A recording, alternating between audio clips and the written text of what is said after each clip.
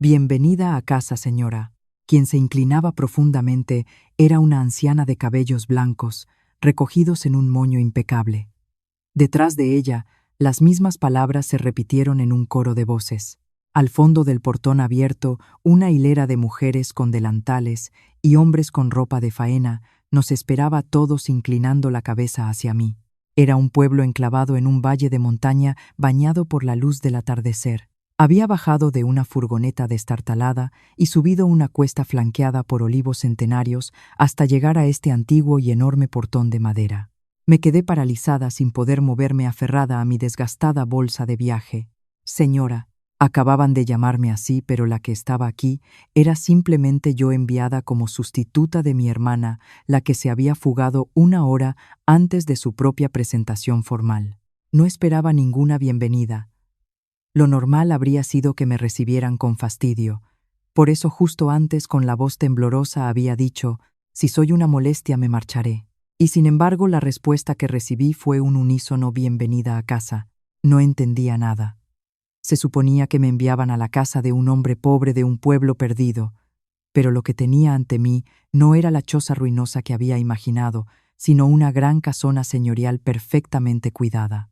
En aquel momento aún no sabía que esta bienvenida cambiaría desde los cimientos una vida en la que nadie me había necesitado jamás. Mi nombre es Clara. Tengo 26 años.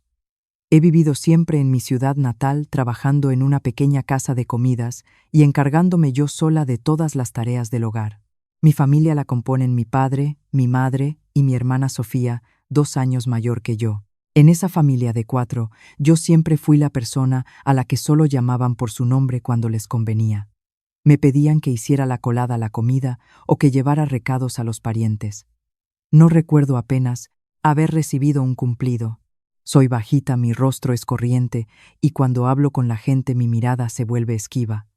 Mis únicas virtudes son cierta habilidad manual y ser organizada en la cocina. En la casilla de aficiones de mi currículum siempre he escrito costura. Yo misma reconozco que soy una chica sin ningún encanto. ¿Cómo había llegado una persona como yo a ser llamada señora ante el portón de una antigua familia terrateniente? La historia comienza el día de aquella presentación formal en primavera. Aunque si he de ser sincera, todo había empezado mucho antes. Pero antes quiero hablar un poco sobre mi familia. Mi hermana Sofía siempre fue guapa. Ojos grandes, piel clara. Cuando sonreía, todos los tíos de la familia la miraban embelesados. Además, era muy lista para sus cosas. Se mostraba encantadora en público, pero se las arreglaba para esquivar cualquier tarea molesta. Si sus notas eran malas, se zanjaba con un «Sofía, tiene mucho desparpajo». Si dejaba un trabajo al año de empezar, era porque el puesto no era para ella. La frase favorita de mi madre era: «Es que Sofía es especial». La de mi padre: «Las mujeres no valen para nada». Yo vivía fuera de esas dos sentencias. La chica sosa callada, siempre pendiente del humor de los demás. Esa era la opinión que mi familia tenía de mí. Desde primaria la cocina fue mi responsabilidad. Al empezar el instituto, sin darme cuenta, la colada, la limpieza y la ayuda en las celebraciones familiares también habían recaído sobre mí. Mi hermana nunca pisó la cocina, pero era ella quien se quejaba de la comida en la mesa y era yo quien pedía disculpas. Aún recuerdo la mañana de la fiesta del colegio cuando estaba en quinto. La noche anterior había preparado yo sola la comida para los 4. Hice tortilla de patatas, bocadillos e incluso brochetas de salchichas. Al mediodía, cuando abrimos la cesta de picnic, una tía dijo: «¡Qué maravilla! Tu madre se habrá pegado un buen madrugón». Mi madre, sin dudarlo un instante, sonrió y respondió: «Sí, desde las 4 de la mañana». Yo estaba a su lado sirviendo refrescos. Un simple «no es verdad» no me salió de la garganta. En una clase de cocina en el instituto, un profesor elogió mi estofado de ternera y me sugirió que me presentara a un concurso local. Al volver a casa, lo conté durante la cena. Mi padre, sin apartar la vista de la televisión, soltó un «bah». Mi hermana se rió diciendo que era una afición muy sosa. Nadie volvió a preguntar por el tema. El diploma debe de seguir en el fondo de una caja de cartón en el trastero. Cuando terminé el bachillerato y dije que quería ir a la universidad, mi padre se rió en mi cara. «¿Gastar dinero en ti para qué? Primero hay que ahorrar para la boda de Sofía». Así que empecé a trabajar en el restaurante de mi ciudad. Se llamaba Casa Elena, un pequeño local con barra y un comedor al fondo situado al final de la calle comercial cerca de la estación. La dueña se llamaba Elena. Tenía 60 años, un cuerpo robusto, vestía una bata blanca impecable y tenía una risa sonora y contagiosa. A mis 18 años, cuando le entregué el currículum, apenas me hizo una entrevista. Solo me dijo: «Tienes buenas manos, muchacha. Son las manos de una chica que ha trabajado duro». Justo lo que yo buscaba. Que elogiara mis manos me pareció tan curioso que estuve a punto de llorar. Aún lo recuerdo. Cuando cumplí los 18, el vestido que mi hermana había estrenado 2 años antes para su puesta de largo no me lo ofrecieron. «A ti no te pega ese color», dijo mi madre. Tampoco me prepararon ninguna otra cosa. No celebré mi mayoría de edad. Ese día también trabajé en el restaurante. Por la tarde Elena metió un par de churros recién hechos en el bolsillo de mi delantal. «Para celebrar tus 18», me dijo. Mi mayoría de edad fue un par de churros. Y en aquel momento de verdad que me pareció suficiente. Mi hermana trabajaba entonces en una caja de ahorros local, pero lo dejó al año diciendo que su jefe era un tiquismiquis. Después fue saltando de un trabajo a otro como vendedora de cosméticos o recepcionista. En casa decía: «Es que en esta ciudad no hay trabajos a mi altura». Mis padres asentían. Cada vez que mi hermana dejaba un trabajo, la economía familiar se resentía y el sobre con mi sueldo pasaba a manos de mi madre sin que yo apenas lo viera. Aún así, en el tocador de mi hermana no dejaban de aparecer nuevos pintalabios, y a pesar de todo, no era capaz de odiarla. Supongo que soy demasiado blanda. A veces, cuando estaba de buen humor por la noche, venía a mi cuarto, abría una revista y me hablaba durante horas de sus planes de boda. Un salón con vistas al mar, un vestido blanco inmaculado. Yo la escuchaba asintiendo. En sus sueños no había sitio para mí, pero no me disgustaba escuchar los sueños de otros. En aquella época, yo ni siquiera concebía la idea de tener sueños propios. Así pasaron 8 años trabajando en Casa Elena. Por la mañana preparaba el desayuno y hacía la colada para mi familia antes de ir al restaurante. Atendía el ajetreo del mediodía, volvía a casa por la tarde y preparaba la cena para todos. El día de cobro le entregaba el sobre entero a mi madre y ella me devolvía una pequeña parte como paga. Esa era mi vida, pero al menos en el restaurante podía respirar. Elena era una mujer de armas tomar, pero siempre me servía raciones enormes para comer. Los abuelos, que eran clientes habituales, me decían: «La sopa de Clara reconforta el alma». Me encantaba ver a la gente disfrutar de la comida. En casa, nadie elogiaba nunca lo que yo cocinaba. A Casa Elena venía toda clase de gente. Los dueños de las tiendas del mercado, los jóvenes de la obra, una anciana que vivía sola y que el día que cobraba la pensión pedía siempre el menú con pescado frito. Elena hablaba con todo el mundo con el mismo tono de voz. A los estudiantes sin dinero les ponía raciones más grandes sin decir nada, pero al irse les soltaba con sorna. Y a estudiar holgazanes. La barra de aquel local fue mi escuela. Aprendí a fijarme en las caras de la gente, en el vapor que salía de sus tazas. Si veía a alguien más callado de lo normal, le servía la sopa un poco más caliente. Aprendí todo eso observando a Elena. Elena era viuda. Su marido había muerto joven y desde entonces había sacado el restaurante adelante ella sola. Me lo contó uno de los abuelos habituales. No tenía hijos. Quizá por eso, cuando venían clientes jóvenes, les decía: «Pedid lo que os apetezca, que invito yo», sin preguntar si tenían dinero o no. Considero que haber trabajado 8 años con ella es una de las mayores suertes de mi vida. Entre los clientes habituales había uno que no puedo olvidar. Un hombre con ropa de trabajo que solía venir los jueves a mediodía. Tendría poco más de 30 años. Era alto, de piel curtida por el sol, y siempre traía consigo un olor a tierra y a campo. Se sentaba siempre en el mismo sitio al final de la barra, y pedía siempre lo mismo: el plato del día, tortilla de patatas. El plato estrella de Elena era su tortilla jugosa, y los jueves era el día que la incluía en el menú. Era un hombre de pocas palabras. Aparte de para pedir, casi no hablaba. Pero al terminar, dejaba los cubiertos ordenadamente sobre el plato, juntaba las manos y decía, en voz baja: «Estaba todo muy bueno, gracias». El plato siempre quedaba limpio, sin una sola miga. Recuerdo una vez que a causa de la lluvia la entrada del local estaba llena de barro por las botas de todos los clientes. Cuando salí a limpiar, vi que él ya se había agachado, y no solo estaba limpiando su calzado, sino que estaba ordenando el de todos los demás. Cuando nuestras miradas estuvieron a punto de cruzarse, bajó la vista algo incómodo y volvió a su sitio sin decir nada. Parecía conocer a Elena desde hacía tiempo. Alguna vez salirse la oí decirle cosas como si fuera de la familia: «El campo debe de estar duro. Cuídate, no te vayas a hacer daño». Pero nunca supe su nombre. No curiosear sobre los clientes era una especie de regla no escrita en nuestro oficio. Cuando se iba, su taburete siempre estaba perfectamente colocado debajo de la barra y el vaso y el plato apilados a un lado. Cada vez que iba a recoger sentía una extraña satisfacción. Solo recuerdo que los jueves, cuando él venía, el ambiente en el local era un poco más tranquilo, más cálido. Al volver a casa no había un lugar para mí. Al abrir la puerta y decir «ya estoy en casa», nunca nadie me respondía. Oía el sonido del televisor y la risa de mi hermana. En la cocina, los platos del almuerzo estaban sin fregar. Sin quitarme siquiera la chaqueta, ponía el arroz a cocer y preparaba el caldo para la sopa. Esa era mi bienvenida. Yo siempre era la que decía bienvenida a casa. Se lo decía a mi padre, a mi madre, a mi hermana, todos los días. Pero que yo recuerde, a mí no me lo habían dicho ni una sola vez.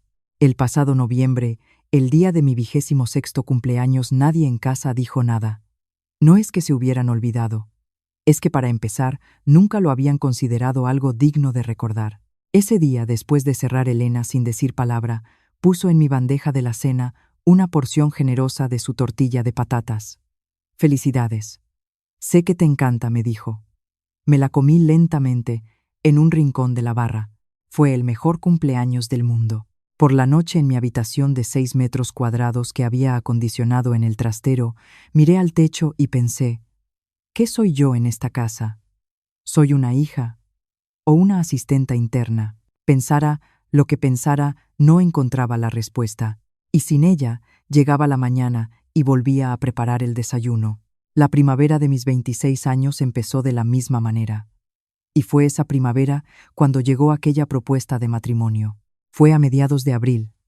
Mientras preparaba la cena, oí la voz engolada de mi padre en el salón. Una propuesta de matrimonio para nuestra hija. Quien había traído la propuesta era un tal señor Morales, un viejo conocido de mi padre, antiguo director de la escuela del pueblo, que tras jubilarse se dedicaba a ser de intermediario en asuntos locales. Era un hombre mayor muy correcto, al que yo había visto un par de veces en reuniones familiares. Cuando llevé el té al salón, escuché fragmentos de la conversación. Se trata de la familia Montes de Valleverde. El cabeza de familia es un hombre de 32 años. Un hombre recto y trabajador como pocos. Bueno, señor Morales, si es así, tenemos a nuestra Sofía, verá el deseo del Señor. No hay hombre que vea a Sofía y no se enamore. Es el orgullo de nuestra familia. Mientras me retiraba con la bandeja vacía, la conversación derivó hacia mi hermana. Me pareció ver por un instante que el señor Morales se quedaba en silencio con una expresión de contrariedad, pero no le di importancia. Una propuesta de matrimonio. Total, a mí no me concernía. Eso pensaba. Unos días después, mis padres le hablaron a mi hermana de la propuesta. La familia Montes de Valleverde, ¿sabes? Tienen olivares que se pierden de vista. Son una familia de terratenientes. Es perfecto para ti, Sofía. Al principio a mi hermana no le disgustó la idea. Terrateniente, cabeza de familia. Las palabras sonaban bien. Pero en menos de una semana, su humor cambió por completo. Al parecer, le había pedido a una amiga que investigara. Pero bueno, ¿qué es esto? Valleverde es un pueblo perdido en la montaña al que solo llegan 4 autobuses al día, y he buscado a ese tal Mateo Montes. Es un aceitunero. En las fotos sale con ropa de faena y una motosierra. Qué pinta de paleto, pero dicen que es una familia importante. Importante de antigua, querrás decir. Un pobre de un pueblo de mala muerte, ni hablar. Ya os he dicho 1000 veces que yo me casaré con un hombre rico y viviré en un ático con vistas al mar. A pesar de todo, mis padres no rechazaron la propuesta, o mejor dicho, no pudieron rechazarla. Más tarde me enteré de que para entonces mi padre ya se había gastado el dinero que la otra familia le había adelantado. Para formalizar las conversaciones, la familia Montes había enviado una carta muy cortés junto con 10.000 euros. Mi padre había usado ese dinero para pagar una deuda que había contraído en secreto. La empresa donde trabajaba llevaba 2 años pagándole con retraso, y mi padre había acumulado deudas por todas partes. Así que mis padres suplicaron a mi hermana: «Solo tienes que conocerlo, si te ves seguro que se interesa. Después ya veremos cómo manejamos la situación». Mi hermana, aunque hasta el final puso mala cara y repitió que no le apetecía, aceptó ir a la presentación a cambio de que le compraran un vestido nuevo. Preferí no pensar de dónde salió el dinero para ese vestido. Mi sueldo seguía yendo a parar íntegro a manos de mi madre cada mes. Mi hermana extendió el vestido nuevo en el salón. «Bueno, no está mal», dijo. Se lo probó, dio una vuelta, se hizo una foto y luego añadió: «Pero para la boda de verdad que no se os ocurra comprarme algo tan barato». En aquella casa, a nadie se le ocurrió preocuparse por el hombre con el que se iba a encontrar antes que por el vestido. La presentación se fijó para el último domingo de mayo en el reservado de El Roble, el restaurante más antiguo de la ciudad. La hora las 2 de la tarde. Esa mañana mi hermana fue a la peluquería. Mi madre en la entrada repasó 1000 veces el estampado del vestido. Mi padre extrañamente estaba de buen humor. Yo, como siempre, estaba en la cocina fregando los platos. Ni siquiera estaba previsto que yo asistiera. Antes del mediodía llegó incluso una tía nuestra y el salón se llenó de un ambiente festivo. En cuanto la vean, seguro que se quedan prendados de Sofía. ¿Qué regalaremos para la boda? Mi madre y mi tía se reían con estas conversaciones prematuras. Yo les llevé té y pastas y volví a la cocina. Las celebraciones de esta casa siempre ocurrían al otro lado de una puerta de cristal. La alarma saltó a la 1 de la tarde cuando mi hermana aún no había vuelto. Mi madre llamó a la peluquería. Sofía no había aparecido a la hora de su cita. Llamó a su móvil pero no contestaba. Vi desde la puerta de la cocina como el rostro de mi madre perdía todo su color. Entonces encontraron la nota sobre el escritorio de la habitación de mi hermana. «Tengo mi propia vida. Casarme con un paleto de pueblo y pasarme la vida en el campo no es para mí. No me busquéis. Sofía». El reloj marcaba la 1.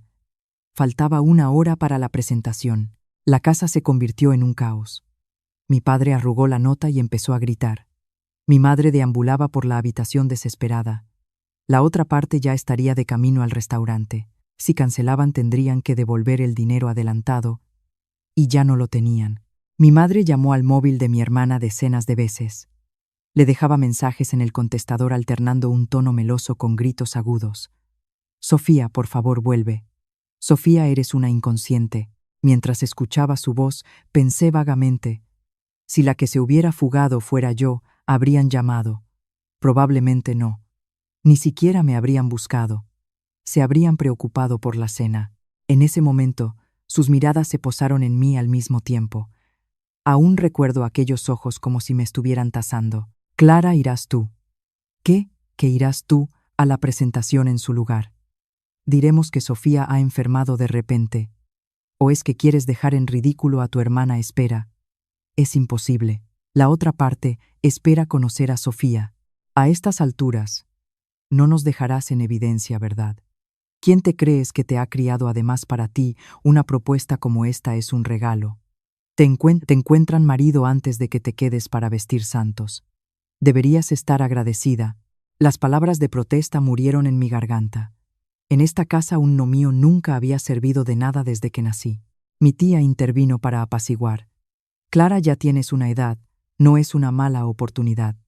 El aire del campo es muy sano». Nadie habló de cómo era la otra persona. Nadie habló de si yo podría ser feliz. Solo se hablaba de la reputación de la familia y del dinero que no podían devolver. Mi madre, en lugar del vestido que le había comprado a Sofía, sacó un vestido sencillo mío de una sola pieza. «Total, no vas a estar a la altura, así que da igual lo que te pongas», dijo mientras lo hacía. Mi padre sacó una bolsa de viaje del armario y empezó a meter mi ropa de cualquier manera. «Papá, ¿qué haces? Si la cosa sale bien, que te quedes allí directamente. No nos conviene que vuelvas ahora». Es decir, no iba a una presentación, me estaban echando de casa. El reservado de El Roble era una sala tranquila con vistas a un jardín. Cuando la puerta corredera se abrió, yo estaba sentada con las manos sobre las rodillas y no me atrevía a levantar la vista. Mi padre a mi lado se deshacía en reverencias mientras hablaba sin parar, que su hija mayor había enfermado de repente y que en su lugar había traído a la menor, que aunque no era tan agraciada como su hermana, era muy trabajadora. Pensé como si no fuera conmigo, que era increíble cómo podía rebajar así a su propia hija para venderla. La otra parte eran 2 personas. El intermediario, el señor Morales, y a su lado un hombre alto, sentado con la espalda muy recta. Era Mateo Montes, de 32 años. Propietario de tierras en Valleverde, donde se dedicaba al cultivo del olivo. Vestía un traje oscuro. Tenía el rostro curtido por el sol y una mirada serena. No había nada ostentoso en él, pero su forma de sentarse, de sostener la taza y de inclinar la cabeza eran sorprendentemente educadas. Tuve la sensación de haberlo visto en alguna parte, pero en ese momento no supe dónde. Tenía la mente en blanco por los nervios. El señor Morales me dio amablemente. Cuando me presentó, diciendo: Clara lleva 8 años trabajando en un restaurante de la ciudad, es muy trabajadora, me pareció que la mirada de Mateo vacilaba un instante. Pensé que se habría sentido decepcionado al saber que era una mujer que había estado 8 años trabajando sin casarse, y me encogí aún más. Mateo escuchó las largas excusas de mi padre sin interrumpir hasta el final. Luego se volvió hacia mí y apoyó ambas manos sobre la mesa. Soy Mateo Montes. Muchas gracias por haber venido hoy. Me sorprendió. No que inclinara la cabeza, sino que me diera las gracias. A mí, que venía como sustituta de mi hermana, no me dedicó ni una sola mirada de fastidio. Mi padre, aprovechando la ocasión, insistió: como se suele decir, no hay que dejar para mañana lo que puedas hacer hoy. Por nosotros no hay problema, puede ser desde hoy mismo. Le hemos traído la maleta y todo. Era casi como decir que se llevara a su hija ese mismo día. Vi como el ceño del señor Morales se fruncía. Mateo guardó silencio un momento. Luego dijo con calma: de acuerdo. Si a la señorita Clara le parece bien. Si a mí me parece bien. En toda esta historia, la primera persona que me preguntaba mi opinión era el hombre que tenía delante. No tenía opción de negarme. La casa de la que venía ya no era un lugar al que pudiera volver. Mirando la mesa, asentí levemente. Y así fue como desde esa misma reunión acabé yendo a casa de un hombre al que acababa de conocer. Viajamos a Valleverde en la vieja furgoneta que conducía Mateo. En la parte de atrás había restos de poda y una caja de herramientas. El asiento del copiloto estaba descolorido por el sol. Ah, sí que es verdad lo que decían, pensé. Tal como había averiguado la amiga de mi hermana, este hombre era un humilde agricultor de un pueblo perdido en las montañas. Los 10.000 euros debían de haber sido un gran esfuerzo para él, y mi padre ya se los había gastado. Sentí que el pecho se me oprimía de culpa. Dejamos atrás la ciudad, y la carretera empezó a adentrarse poco a poco en las montañas. Los campos de cultivo dieron paso a laderas de olivos. El sonido de un río nos acompañaba desde fuera de la ventanilla. Mateo apenas habló. Solo abrió la boca una vez antes de entrar en la carretera de montaña. Hay muchas curvas. Si se marea, dígamelo. Ah, sí, estoy bien. Después volvió a callar, pero extrañamente no era un silencio incómodo. En cada curva reducía ligeramente la velocidad. En la carretera de montaña, al atardecer, cada vez que se cruzaba con otro vehículo, levantaba la mano a modo de saludo. El conductor del otro todoterreno, la señora con el sombrero de la cooperativa, todos le devolvían el saludo. Tras 1 hora y media de viaje, llegamos al pueblo. Bajo el cielo crepuscular se veían tejados de pizarra esparcidos aquí y allá. Junto al río había una pequeña tienda y una oficina de correos. Tal como había dicho mi hermana, era un pueblo donde no había nada. Pero algo era diferente. Todo el mundo saludaba a nuestra furgoneta. La abuela en la huerta, el adolescente en bicicleta. Yo simplemente pensaba: qué gente más educada. Cuando llegamos al final del camino, Mateo detuvo la furgoneta antes de un puente. A partir de aquí el camino es estrecho, así que caminaremos un poco. Subimos una cuesta entre olivos. Apareció un muro de piedra y sobre él una larga tapia blanca. La tapia tenía musgo, pero no se veía ninguna grieta. Las tejas de la parte superior se teñían de un rojo suave bajo la luz del atardecer. Y entonces llegamos al portón. un portón antiguo e imponente con 2 gruesos pilares de madera.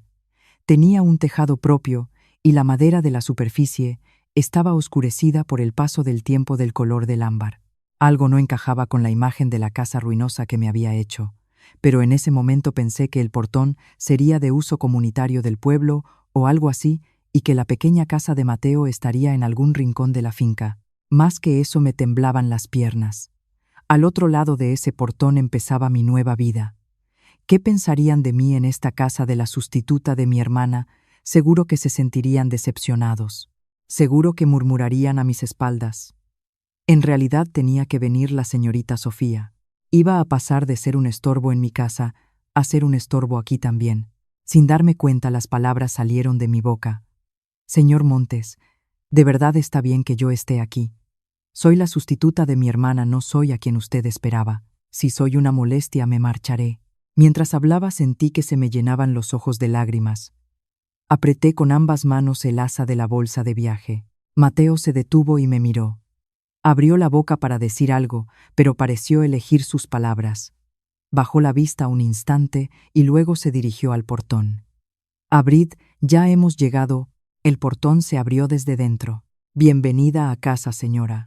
Una anciana de pelo blanco recogido se inclinó profundamente. Detrás de ella, 2 mujeres con delantal, 4 hombres con ropa de trabajo y un anciano de barba blanca. Todas las personas que estaban alineadas dentro del portón hicieron una reverencia al unísono. Bienvenida a casa, señora. No podía moverme. Señora, ¿a quién se referían? Miré hacia atrás, pero no había nadie. Solo estaba yo. Al fondo del portón se veía un patio empedrado y una gran casona de una sola planta. Las luces del porche estaban encendidas y el suelo de madera pulida brillaba. No había ni rastro de una casa ruinosa. Hay un error. Yo no soy esa señora. Las palabras no me salían bien. Entonces la anciana que estaba al frente levantó la cabeza y las arrugas de sus ojos se acentuaron. Sea usted bienvenida. Soy Isabel la gobernanta. El señor ya nos había hablado de usted. La señorita Clara, ¿verdad? Todos en esta casa la esperábamos con gran ilusión. Nos esperaban. La huida de mi hermana se había decidido ese mismo mediodía. Nadie podía saber que yo vendría. Mientras yo estaba sumida en la confusión, Mateo a mi lado carraspeó. Isabel, las conversaciones largas para después de la cena. La señorita Clara no ha comido nada desde esta mañana. Al oírlo me di cuenta de que tenía hambre. En la presentación no me había pasado ni un sorbo de té por la garganta. La casa era aún más grande por dentro. Los largos pasillos estaban tan pulidos que brillaban las vigas, eran gruesas, pero no había ninguna decoración ostentosa. Nos hicieron pasar a un salón donde ya estaba preparada una cena humeante. Setas de la montaña fritas, pescado de río a la sal, arroz con verduras y una sopa de lentejas. Espero que sea de su agrado. Es todo de aquí, de la tierra. Al probar el primer bocado casi se me saltan las lágrimas, porque estaba delicioso y porque no podía asimilar la idea de que una cena caliente estuviera preparada para mí. Yo siempre había sido la que cocinaba, la que comía las sobras frías de pie en un rincón de la cocina. Durante la cena, me di cuenta de que una carita nos espiaba desde la sombra de una puerta del pasillo. Era una niña de pelo corto con flequillo. Tendría unos 7 u 8 años. En cuanto nuestras miradas se cruzaron, se escondió de golpe. Al poco, volvía a asomarse con sigilo. Disculpe, esa niña. Se llama Lucía. Es una pariente que tenemos acogida en casa por ciertas circunstancias. Es muy tímida, lamento si la ha asustado. Lucía no volvió a aparecer en toda la noche. Por la noche me acompañaron a una habitación en un ala apartada de la casa. Era una estancia de estilo rústico con una cama recién hecha. Había un escritorio, un tocador y una pequeña cómoda. Todo era nuevo. Junto al tocador había incluso un costurero con un estampado de flores de almendro. Si necesita cualquier cosa, no dude en decírnoslo. Isabel, no sé cómo agradecerles todo esto. De verdad que no entiendo nada. Yo solo he venido como sustituta de mi hermana. ¿Por qué me tratan todos así? Isabel dejó de alisar las sábanas y guardó silencio un momento. Luego dijo en voz baja, como si hablara para sí misma: No es ninguna sustituta, señora. Perdón, no es nada. Cosas de una vieja. Descanse, por favor. Ha sido un día muy largo. Cuando me quedé sola, saqué el contenido de mi bolsa de viaje para guardarlo en la cómoda. La ropa que mi padre había metido de cualquier manera era un amasijo de prendas de distintas temporadas. En el fondo, encontré mi viejo delantal de casa Elena. Lo había traído a casa para arreglarle un descosido. Lo apreté contra mi pecho un momento. La vida que había llevado hasta hacía unas horas me parecía ya algo de un pasado muy lejano. Cerraron la puerta, apagué la luz y me tumbé en la cama impecable. No podía dormir. Las vetas de la madera del techo eran tan diferentes del techo lleno de humedades de mi cuarto trastero. Las sábanas olían a sol. Alguien las había tendido hoy. Para mí, no es ninguna sustituta, señora. Las palabras de Isabel resonaban en mi cabeza. ¿Qué significaban? Por más que pensaba no lo entendía, y sin entenderlo lloré. Se me daba bien llorar en silencio. Lo había hecho cientos de veces en mi cuarto de 6 metros cuadrados. Pero las lágrimas de esa noche no sabía si eran de tristeza, de alegría o de miedo. A la mañana siguiente me desperté antes del amanecer. Era una costumbre de años. Busqué la cocina y mientras caminaba por el largo pasillo vi que ya había luz. Isabel y una señora de cara redonda llamada Carmen, la cocinera, estaban encendiendo el fuego de la cocina de leña. «Buenos días. Por favor, dejen que ayude en algo. No hacer nada me pone nerviosa». Las dos se miraron. Isabel estaba a punto de decir: «La señora no puede hacer esas cosas», pero Carmen la interrumpió con una sonrisa. «No pasa nada, Isabel, cuantas más manos en la cocina mejor. Mire, señora, coja ese delantal de ahí». Me dejaron preparar el arroz. Nunca había cocinado en una cocina de leña, pero Carmen me enseñó a controlar el fuego. Preparé el caldo, disolví el sofrito en él. Mi trabajo de siempre. Solo con eso mi corazón, que flotaba en el aire, pareció volver a tocar el suelo. Desde la ventana de la cocina se veía la ladera de la montaña y el pueblo bajo la niebla matutina. Carmen, mientras vigilaba el fuego, me contó: esta cocina la mandó reformar la anterior señora, orientada al este para poder ver el pueblo. Decía que mientras preparaba la sopa podía ver el humo de las chimeneas. Así sabía que en todas las casas estaban bien un día más. Pensaba que me había casado con una familia importante, pero no quizá me había casado con una cocina importante. No era una mala sensación. En el desayuno Mateo probó una cucharada de la sopa. «¿Esto lo ha preparado usted, Clara?» «Ah, sí». «Disculpe por haber entrado en la cocina sin permiso». «No». Solo dijo eso y volvió a tomar otra cucharada. Luego, en un susurro casi inaudible, dijo: «Está buena».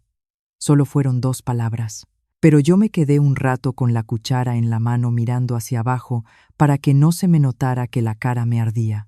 Cuando llevaba unos 10 días en la casa, llegó el primer obstáculo. No fue la montaña ni el campo, sino mi propia familia. Ese día, antes del mediodía, sonó el claxon de un coche fuera del portón. Una y otra vez, de forma irritante. Al salir vi el coche de mi padre.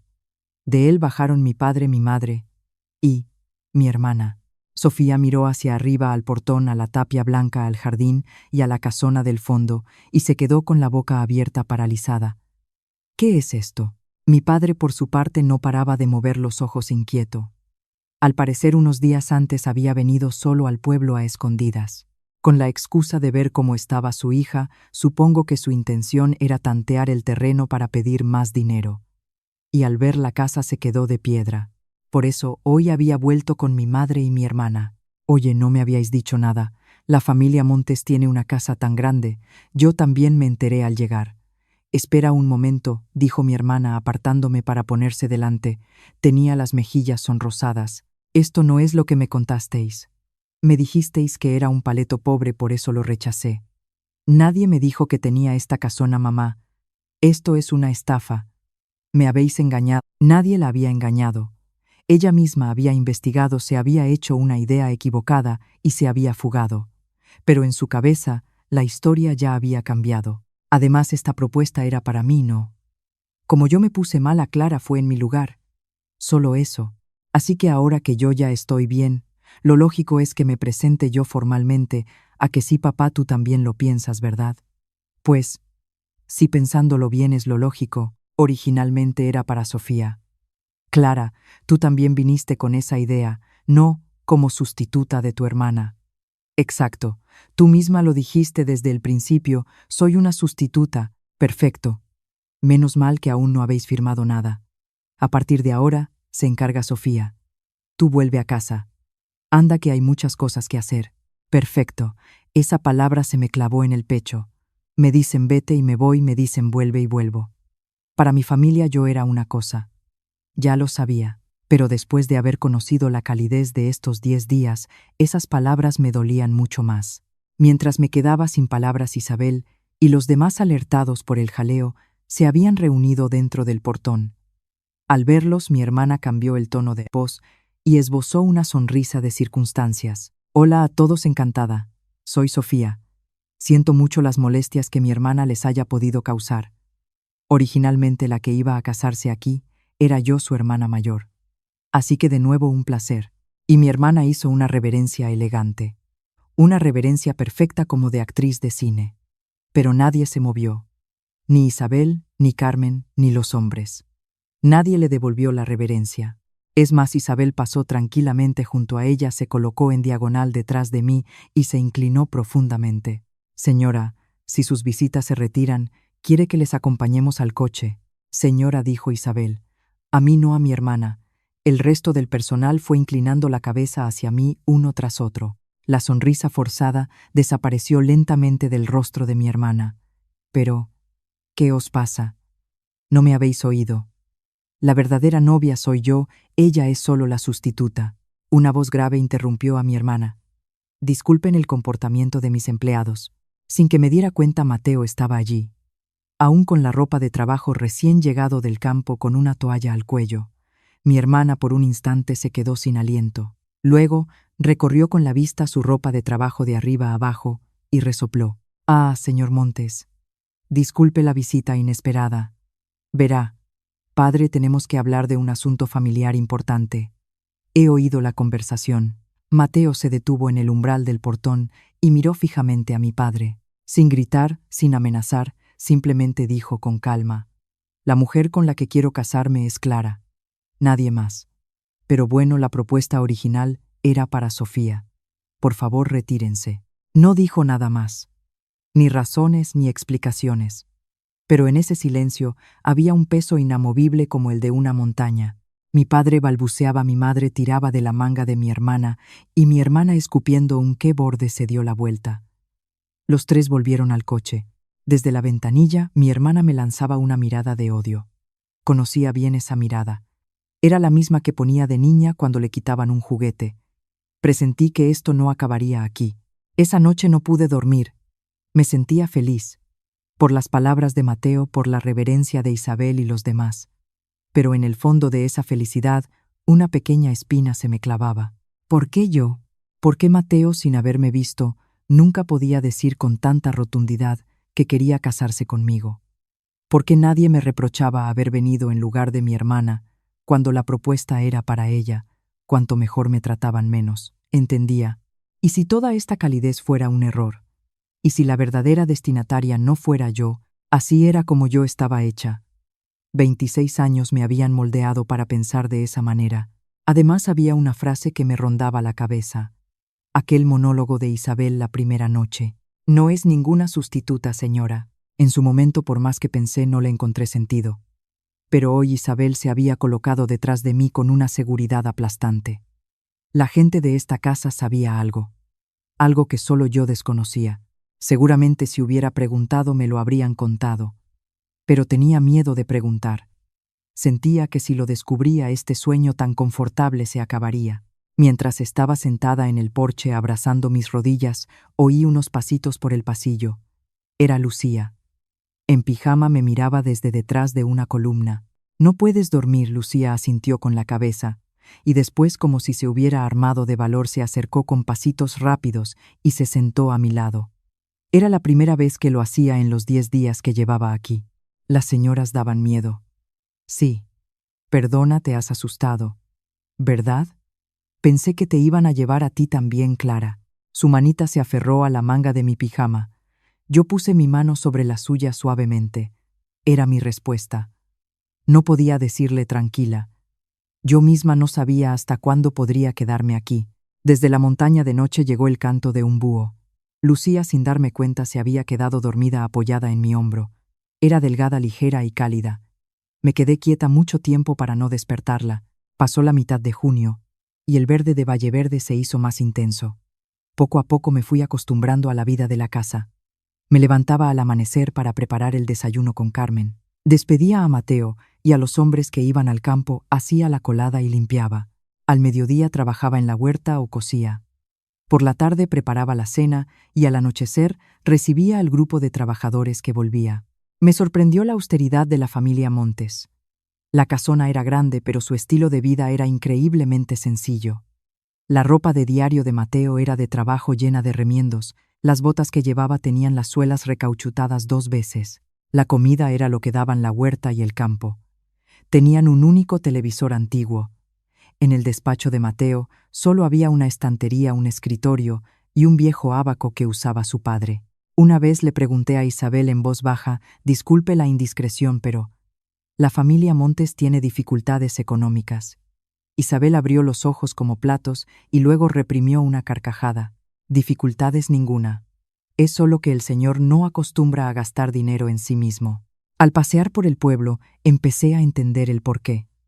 El tejado del centro social del pueblo lo había arreglado la familia Montes el año pasado. La furgoneta para llevar a los enfermos al médico, la reparación del puente sobre el río, los gastos de las fiestas. La dueña de la tienda de ultramarinos me contó en secreto que cuando un niño del pueblo iba a estudiar al instituto de la ciudad, la familia Montes le enviaba dinero para los estudios de forma anónima. El anterior señor también era así, pero el de ahora ya es demasiado. Él con su ropa de trabajo raída. «Señora, ha encontrado usted una buena casa». Cada vez que me decían eso, yo asentía vagamente. Había encontrado una buena casa, era verdad. Pero aún me faltaba algo para poder decir con propiedad que me había casado. Todavía no estábamos casados legalmente. Mateo no tenía prisa, solo decía que fuéramos poco a poco. Agradecía esa amabilidad, pero al mismo tiempo me angustiaba un poco. Con Lucía desde aquella noche me había unido mucho.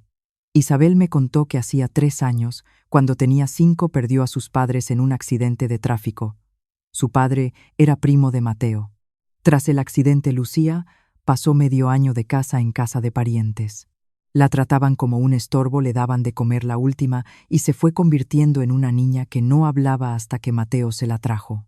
El primer día que vino se quedó en la entrada con los zapatos puestos, sin saber si podía pasar o no. Estuvo así un buen rato. Su imagen se superpuso a la mía, paralizada ante el portón. Un día vi que el bajo de la falda de Lucía tenía un desgarrón. Se había caído volviendo del colegio.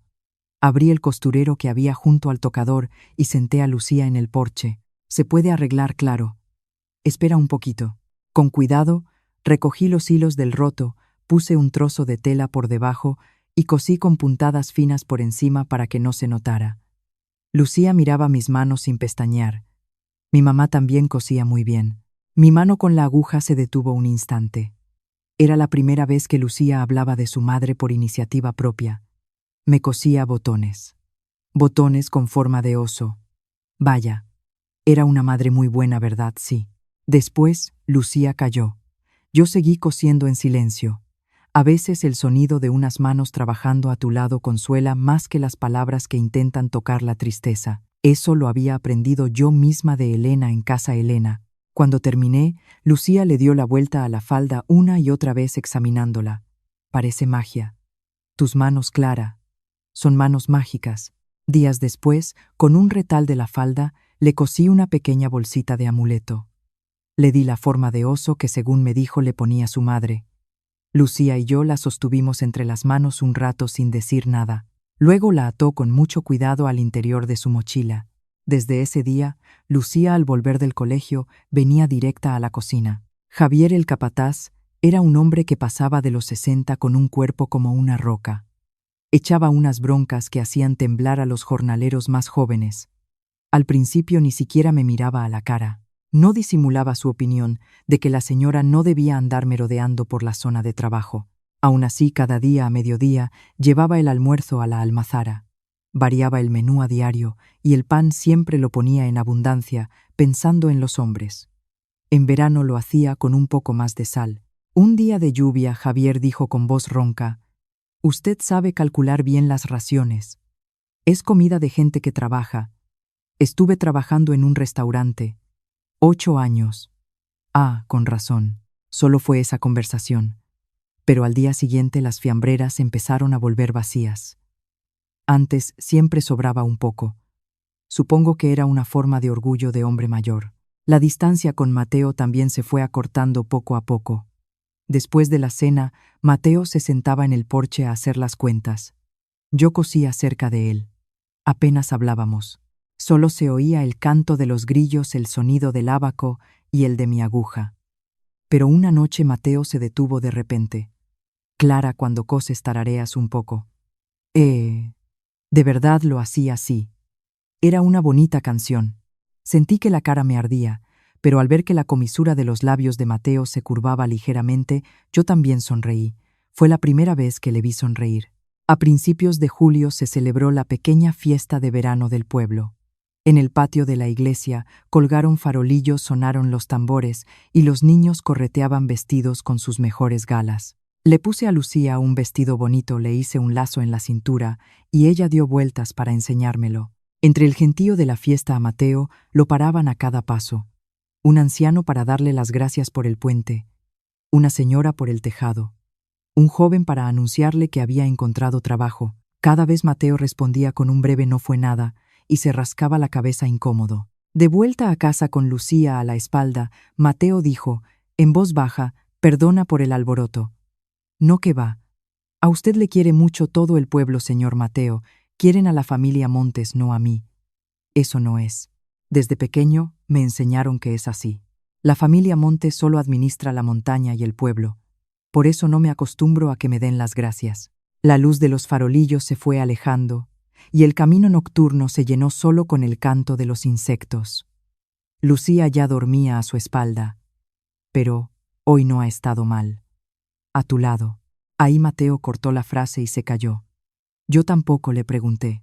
Sentí que si lo hacía el resto de la frase se desvanecería. Agradecí la oscuridad del camino que ocultaba mi sonrojo. A mediados de agosto llegó la fiesta de la Asunción.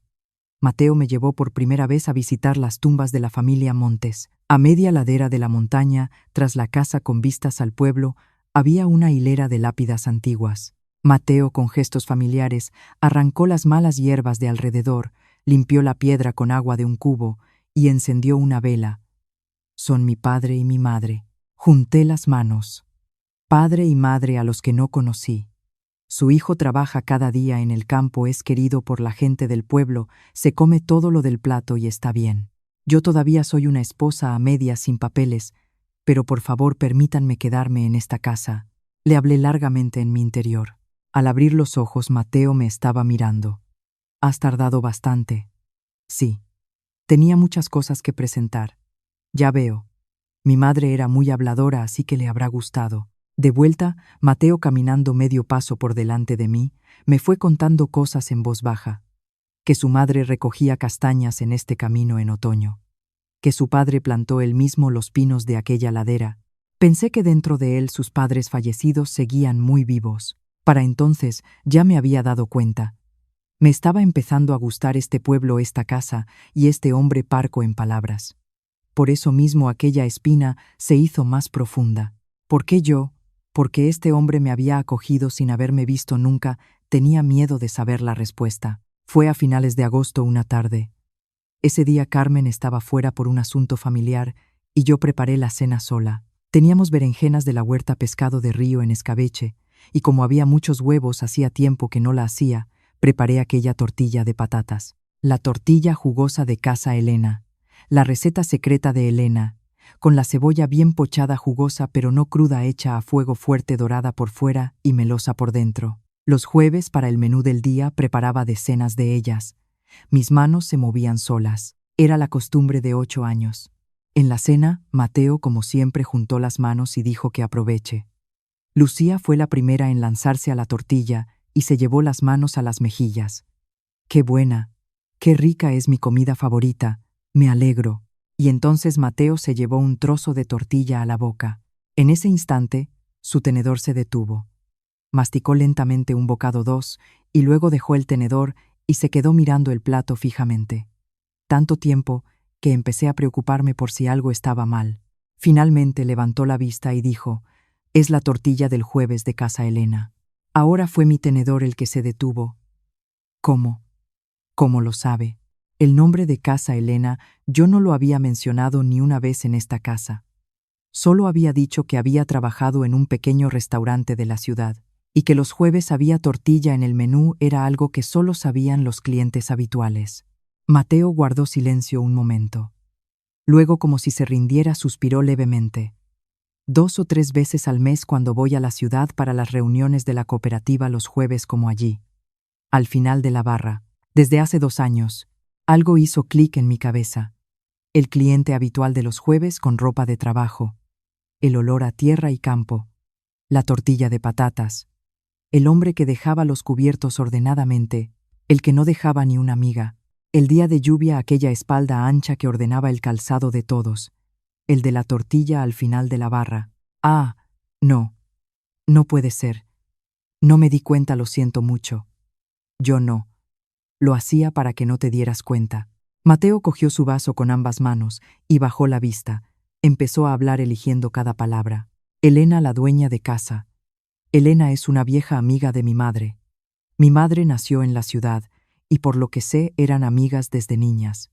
Cuando mi madre vivía se reían mucho juntas. Después de que muriera dejé de ir por un tiempo, pero desde que empezaron las reuniones de la cooperativa, se convirtió en una costumbre ir a comer allí como un homenaje a ella.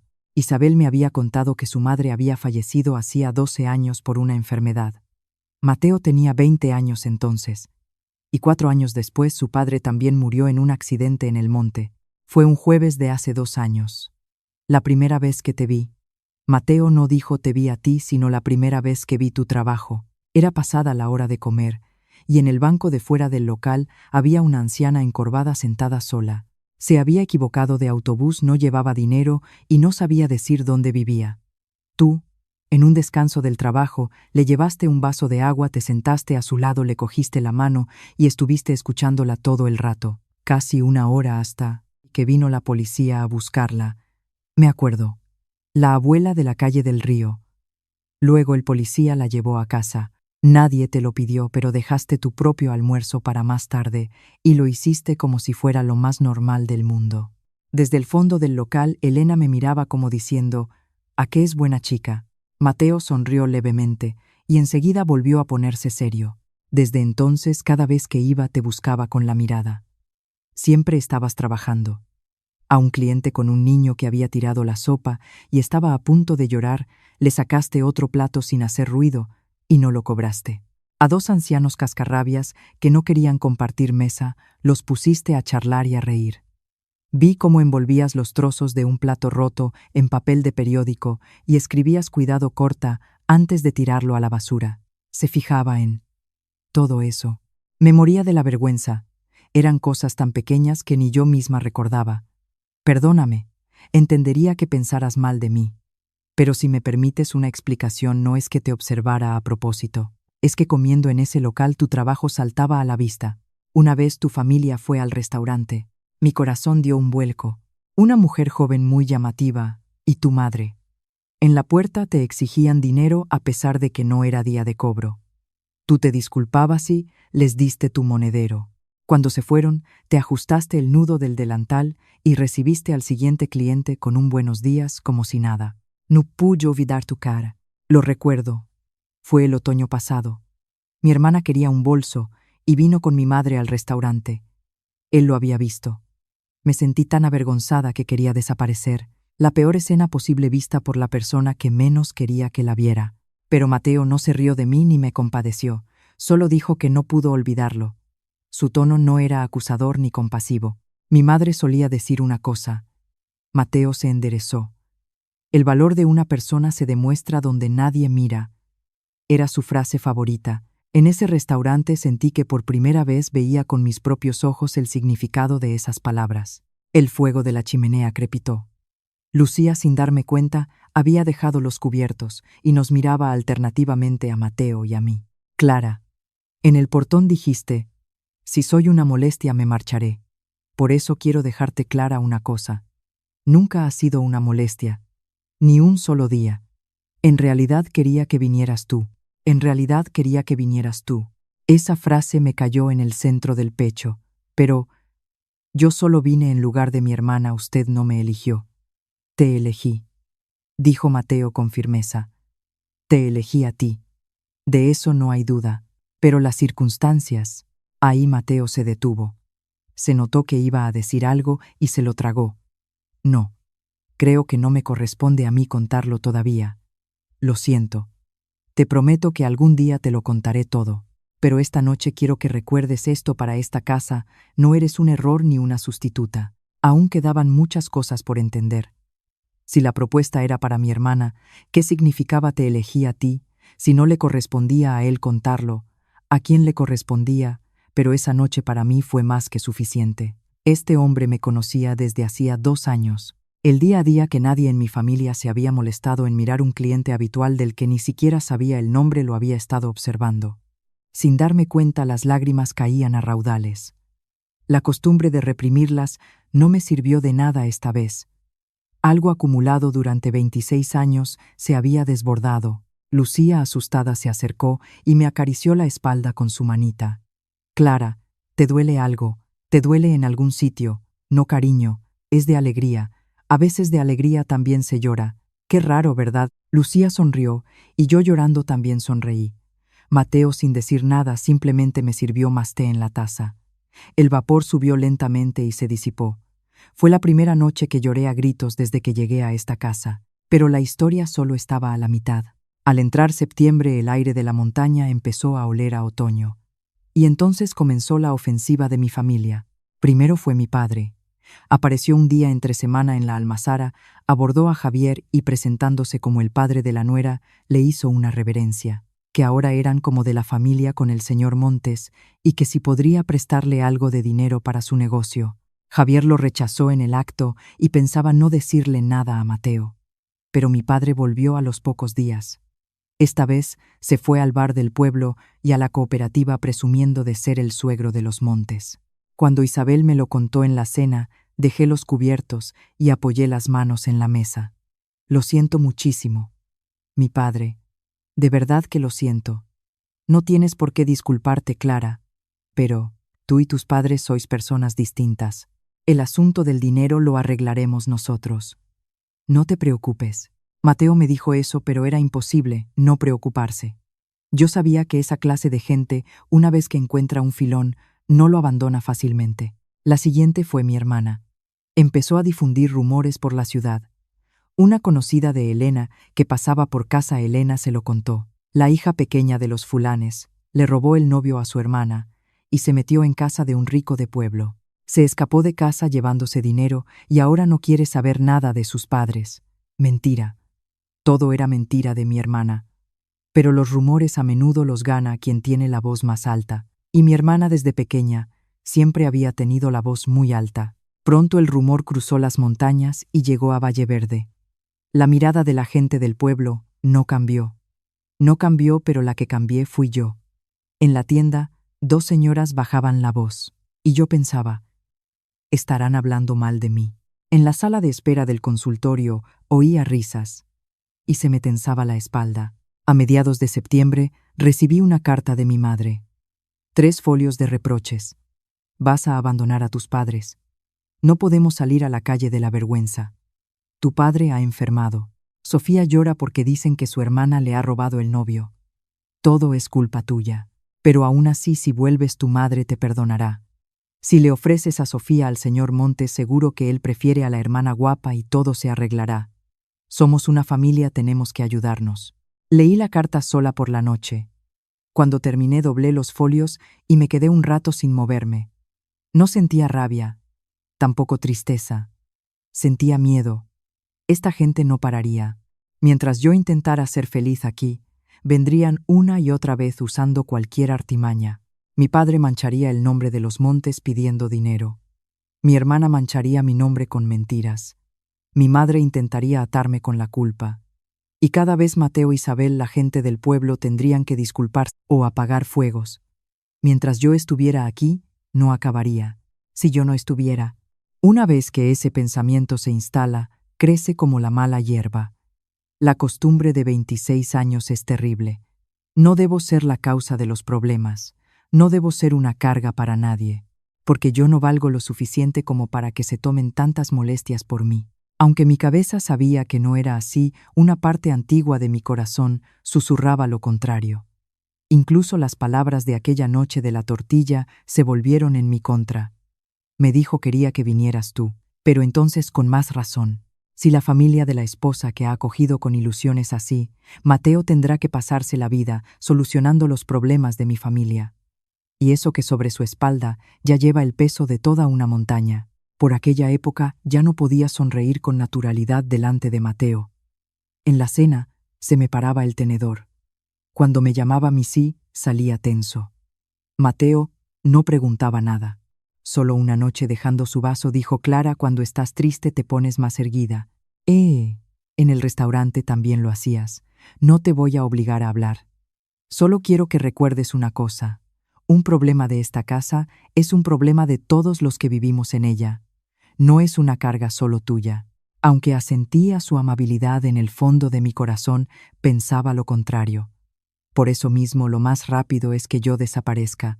Odiaba esa parte de mí que solo sabía recibir la amabilidad de esa manera.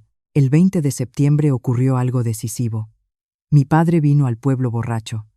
Por la tarde, en la puerta de la tienda, abordó a Isabel, que volvía de la compra, y le gritó: «Es que los Montes van a dejar morir de hambre a la familia de su nuera.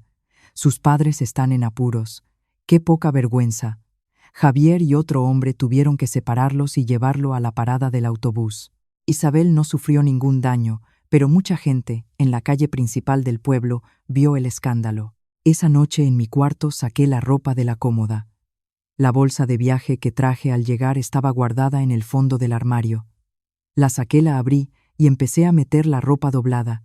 Me temblaban las manos y no conseguía doblarla bien. Me iré de aquí. No volveré a casa de mis padres. Iré a la ciudad, buscaré un trabajo de interna y viviré sola en un lugar donde no moleste a nadie. Mi vida, al fin y al cabo, siempre ha sido eso. Estos 4 meses han sido solo un sueño demasiado bonito. El costurero con estampado de flores de almendro junto al tocador se me nubló en la vista. Fue entonces: «Clara, ¿qué haces?». Desde la rendija de la puerta apareció Lucía, en pijama, abrazando una almohada. Últimamente Lucía solía hacer los deberes en mi cuarto y luego se metía en mi cama. Sus ojos se posaron en la bolsa de viaje. Su cara cambió de color al instante. «¿Te vas a algún sitio, Lucía? ¿Te vas?». La almohada cayó al suelo. Lucía corrió y se abrazó a mi brazo, con una fuerza increíble para un cuerpo tan pequeño. «No, no, no. No te vayas, mi papá y mi mamá tampoco volvieron. Dijeron hasta luego y yo me porté bien, pero no volvieron. Tú tampoco vas a volver, ¿verdad? Si te vas ya no vuelves». Lucía lloraba a gritos. Era la primera vez que la oía llorar así en esta casa. La niña que no había llorado en voz alta cuando murieron sus padres, ni cuando la zarandearon de casa en casa de parientes, lloraba ahora en mis brazos. Miré la bolsa de viaje, miré la ropa a medio meter, y vi lo que estaba a punto de hacer. Estaba a punto de desaparecer de la vida de esta niña sin decirle ni hasta luego, lo que mi familia me había hecho durante 26 años y que tanto me había dolido, que diera igual si estaba o no. Se lo iba a hacer yo a ella. «Perdóname». La abracé con fuerza. «Perdóname. Perdóname. No me voy. No me voy a ninguna parte». Alertada por el jaleo, Isabel vino a la habitación. Miró la bolsa de viaje, a Lucía llorando a mares y mi cara, y lo entendió todo. Después de acostar a Lucía, Isabel se quedó en mi cuarto y me preparó un té. «Señora, puedo contarle una pequeña historia así. Llevo en esta casa desde los 18 años. Serví a la anterior señora, la señora Carmen, y también estaba en este pasillo el día que nació el señor Mateo. La señora Carmen falleció y 4 años después, el señor padre murió en la montaña. El señor Mateo, con 24 años, se quedó solo al frente de esta casa de la montaña y del pueblo. La lumbre de la chimenea se apagó y en la habitación solo quedó la voz de Isabel. Los 8 años siguientes esta casa estuvo en silencio. Estaba bien cuidada, las cuentas estaban en orden, el servicio era educado, pero era demasiado silenciosa. El señor trabajaba más que nadie, vivía con más austeridad que nadie, pero la cara con la que caminaba por este pasillo por la noche. Una casa, señora, no está hecha de tejados y vigas. Isabel dejó la taza de té delante de mí. Desde que usted llegó a la cocina, ha vuelto el tarareo. La señorita Lucía ha vuelto a reír a carcajadas. El señor mira el reloj 2 y 3 veces antes de la hora de la cena. Esta casa, señora, está volviendo a vivir. Por favor, véalo con sus propios ojos. Me quedé sin palabras, sosteniendo la taza con ambas manos. Además, Isabel se levantó, puso la mano en la puerta y se giró. Esta casa es como si su trabajo fuera esperar a que la gente vuelva. Así que aunque se vaya, será inútil. Le diremos bienvenida a casa tantas veces como haga falta, lo dijo con una sonrisa pícara. Esa noche me enamoré de verdad de Isabel. A la mañana siguiente devolví la bolsa de viaje al fondo del armario, con la intención de no volver a sacarla nunca más. Pero la espina de mi corazón no había desaparecido del todo, porque aún no sabía la respuesta a la pregunta, ¿por qué yo la respuesta completa? Y el día que la supe llegó de forma inesperada junto con una tormenta. A finales de septiembre llegó la noticia de que se acercaba un gran temporal. 2 días antes, a mediodía, fui a llevar el almuerzo a la almazara y vi a Javier con un aspecto extraño. Miraba al cielo inmóvil. Su perfil, como una roca, me pareció que palidecía. Carmen, de vuelta a casa, me lo explicó. Javier se pone así cuando llueve mucho seguido. Hace 8 años, con las lluvias de otoño, se desprendió la ladera del arroyo de atrás. El señor padre Javier y su hijo Miguel, que salieron a inspeccionar, no volvieron. Miguel, el único hijo de Javier, era la mano derecha del señor padre y el que iba a ser el próximo capataz. Tenía 26 años. El señor padre intentó que Miguel se salvara primero y Miguel no quiso abandonar al señor padre. Eran así los dos. El padre de Mateo y el hijo de Javier habían muerto el mismo día en la misma montaña. Comprendí entonces por qué Javier a su edad seguía al pie del cañón y qué había en el fondo de su mirada cuando miraba a Mateo. Por la noche, mientras cosía en el porche, Mateo, que limpiaba sus herramientas, dijo en voz baja: «Desde que murió mi padre, cada vez que hay un temporal, pienso, ¿qué podría haber hecho ese día para que los dos volvieran? Aún no he encontrado la respuesta, así que en su lugar tomo todas las precauciones posibles. Llevo 8 años haciendo solo eso. No se esfuerce demasiado, por favor. Me esforzaré al máximo». Mateo sonrió levemente. Esa sonrisa por alguna razón se me quedó grabada. Me esforzaré al máximo sonaba igual que no me esforzaré. El día antes del temporal, la casa de los Montes parecía un cuartel general. Mateo y los hombres recorrieron el pueblo desde por la mañana. Clavaron las contraventanas de las casas de los ancianos, retiraron las tejas sueltas, pusieron sacos de arena en las casas junto al río. Isabel, Carmen y yo sacamos colchones y mantas viejas del almacén y los extendimos en el gran salón. Isabel: «Y esto, la casa de los Montes siempre ha sido el refugio del pueblo. Está sobre un muro de piedra y es la más resistente al agua y a los desprendimientos. En tiempos del anterior señor, y antes también, siempre se ha hecho así en los temporales». Lucía también ayudaba a llevar cojines con sus manitas. El colegio estaba cerrado. Por la tarde, Isabel y yo revisamos el arroz del almacén y preparamos todo para cocinar para todos. Isabel dijo que en las lluvias de hacía 8 años estuvieron cocinando 3 días, así que calculamos de más. Llevamos las tinajas de sal y aceite a la cocina y apilamos la leña bajo el porche.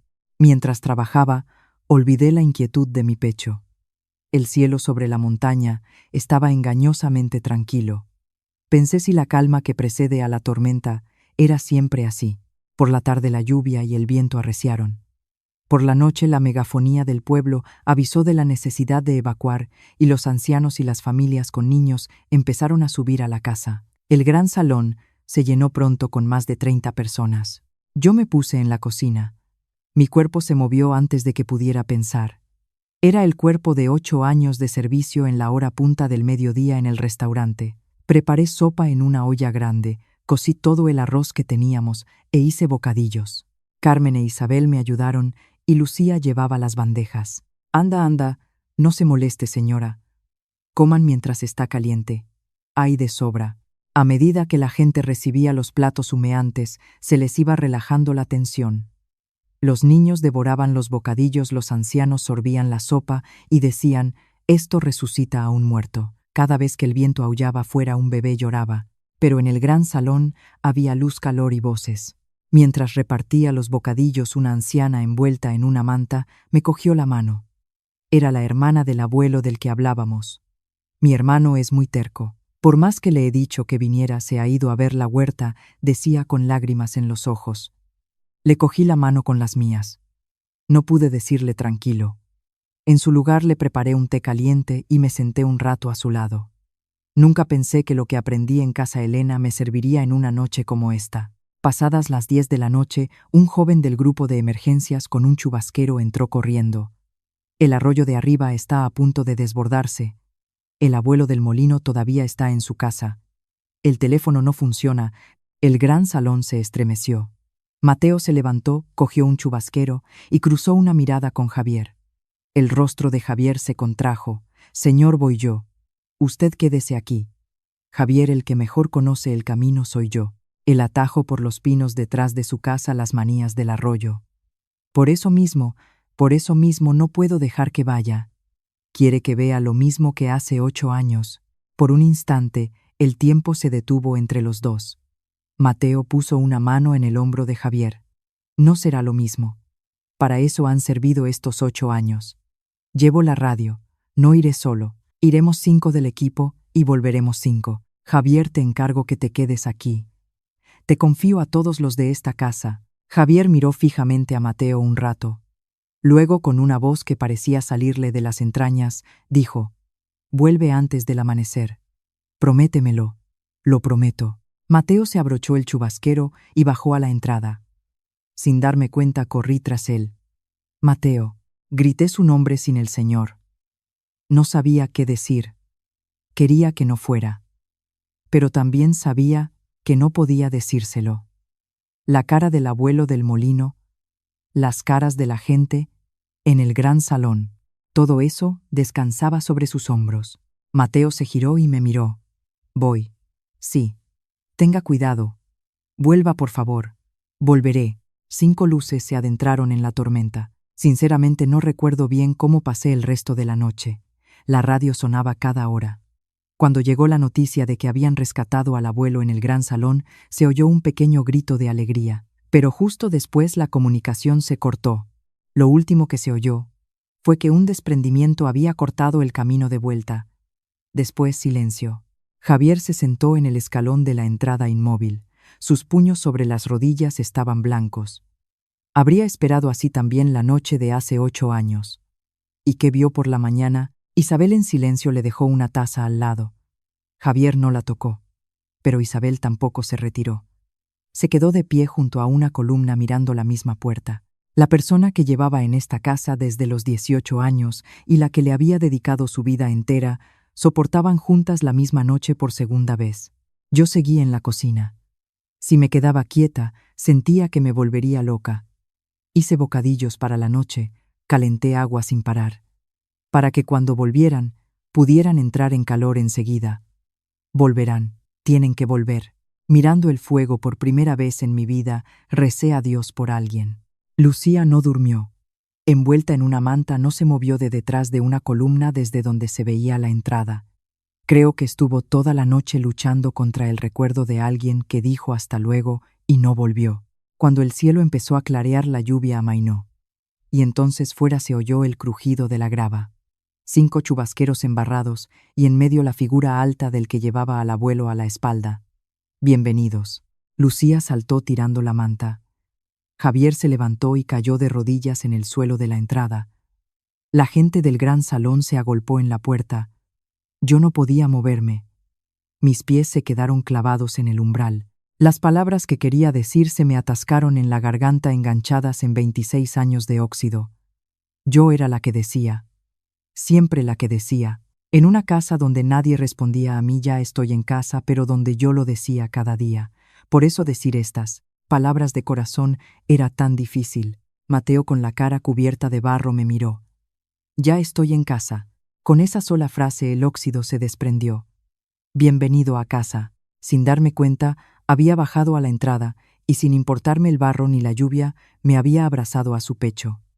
Bienvenido a casa. Bienvenido a casa. Estaba caliente. No sabía que el cuerpo de alguien que había caminado toda la noche en medio de una tormenta pudiera estar tan caliente. La mano de Mateo dudó y luego suavemente rodeó mi espalda. Desde el gran salón estallaron los aplausos. Los abuelos, las abuelas, los jóvenes del equipo de emergencias. Todos aplaudían con caras que eran una mezcla de risa y llanto. Vi cómo Javier, aún sentado en el suelo, se secaba los ojos bruscamente con el brazo. El temporal que azotó Valleverde dejó 2 casas semiderruidas y los campos cubiertos de lodo, pero no hubo ninguna víctima mortal. Y unos días, después de esa tormenta, Elena, la dueña de casa, Elena vino a visitarnos con cajas de arroz y huevos en el asiento del copiloto de su furgoneta. Todas las respuestas comenzaron a salir de su boca. Elena se sentó en el porche de la casa, miró al jardín y suspiró. ¡Qué casa más bonita! Vine una vez cuando se casó Carmen. Hace 40 años, pero este jardín no ha cambiado. Elena, es verdad que usted y la madre de Mateo eran amigas. Yo no sabía nada. No lo dije. Elena se rió a carcajadas y luego bajó un poco la voz. Clara, he venido porque tengo que contarte algo. Cuando me enteré de que la noche del temporal estuviste cocinando para todo el pueblo, pensé que ya era hora de contártelo. Mateo no estaba, había salido a inspeccionar la montaña. Isabel, como si lo supiera, nos trajo té y se llevó a Lucía. En el porche nos quedamos solas Elena y yo. Voy a ser directa. ¿Tú por qué crees que estás en esta casa como sustituta de mi hermana? A mi hermana le llegó una propuesta, ella se fugó y por eso yo. Eso es lo que tú crees, porque tus padres te lo dijeron. Elena desenvolvió un pañuelo que traía. Dentro había una vieja caja de té. Mira esto. Dentro había varias hojas de papel. Al desplegarlas, vi una caligrafía cuidada y familiar. La letra de Mateo que había visto tantas veces junto a los libros de cuentas de mi madre. La fecha era de diciembre del año pasado. Estimada Elena, ha pasado mucho tiempo. Hoy le escribo para pedirle el mayor favor de mi vida. Se trata de la señorita Clara, que trabaja en su restaurante. Desde hace 2 años, cada vez que voy a su local, he observado su forma de trabajar. He visto que es una persona que se entrega a los demás donde nadie la ve, que no se rinde aunque no la recompensen y que ayuda a los más débiles. Sé que soy un hombre de pocas palabras, que mi casa está en un lugar remoto y que no puedo prometerle una vida sin dificultades. Pero no soporto ver que nadie la valora como se merece. ¿Podría por favor hacer de intermediaria para una propuesta de matrimonio con la señorita Clara? No se me ocurre a quién más recurrir que a usted, la amiga de mi madre. Perdone mi atrevimiento. Mateo Montes. Me temblaban las manos al sostener el papel. Decía Clara. No, Sofía. Desde el principio estaba escrito mi nombre. El tonto de tu jefe vino una noche de diciembre después de cerrar y me dejó esta carta postrado en el suelo. Que el hijo de Carmen se arrodillara por una mujer fue la primera vez. Me hizo tan feliz que esa noche no pude dormir. Pero entonces, ¿por qué la propuesta le llegó a mi hermana de la Casa de los Montes para mi hermana? No le llegó, dijo Elena con rotundidad. Pregúntale al señor Morales. La propuesta desde el principio fue para la hija menor, la señorita Clara. El señor Morales se lo dijo claramente a tu padre. Es para la hermana pequeña. Varias veces, mi mente se quedó en blanco. Aquel día de primavera en la cocina, la voz contrariada del señor Morales. El deseo del señor es. Y mi madre lo interrumpió. Lo que iba a decir era mi nombre. Tus padres, Clara, cambiaron la propuesta a su antojo. Pensaron que era un error que una propuesta de una familia importante fuera para la hermana Sosa, que les convenía más presentar a la guapa de Sofía. Por más que el señor Morales intentó corregirlos, no hubo manera. Incluso le mandaron una carta a la otra parte diciendo que la hermana mayor era mucho mejor y que se la ofrecían. Entonces, el día de la presentación, que Sofía fuera a ir fue cosa de mis padres. Mateo iba a la reunión con la intención de rechazarla. Si venía tu hermana, pensaba disculparse cortésmente y decir que a quien quería pedir la mano era a Clara. El señor Morales también estaba al tanto. Y entonces, Elena suavizó la voz, se abrió la puerta y entraste tú. El pobre hombre vino después al restaurante y me dijo Elena, los milagros existen de verdad. Él que es más serio que una estatua, la escena de la presentación se dio la vuelta en mi cabeza. El hombre que se inclinó ante mí que estaba con la cabeza gacha y me dijo muchas gracias por haber venido. El que no puso ni una mala cara mientras mi padre me menospreciaba. No era paciencia ni compasión. Es que estaba viendo cómo la persona que había estado esperando entraba por la puerta. El significado de la bienvenida en el portón ahora lo entendía. Isabel y los demás lo sabían. Sabían que venía la persona en la que el señor de la casa había estado pensando durante 2 años. Por eso no era un recibimiento protocolario para una sustituta, sino una bienvenida de corazón para la novia tan esperada. Bienvenida a casa, señora. Esas palabras desde el principio iban dirigidas a mí. ¿Por qué? ¿Por qué no me lo dijo Mateo? Yo todo este tiempo pensando que era una sustituta, un apaño por mi hermana. Porque si te contaba la verdad, dijo Elena con calma, tendría que decirte que tus padres manipularon una propuesta de matrimonio, intentaron cambiar a la novia y se gastaron el dinero adelantado. Y él sabía que aunque te dijera todo eso, te dolería oír hablar mal de tu familia. Por eso prefirió callar y aceptarte con el malentendido incluido. Te prometo que algún día te lo contaré todo, pero creo que no me corresponde a mí contarlo todavía. El significado de aquellas palabras de la noche de la tortilla me caló hondo ahora.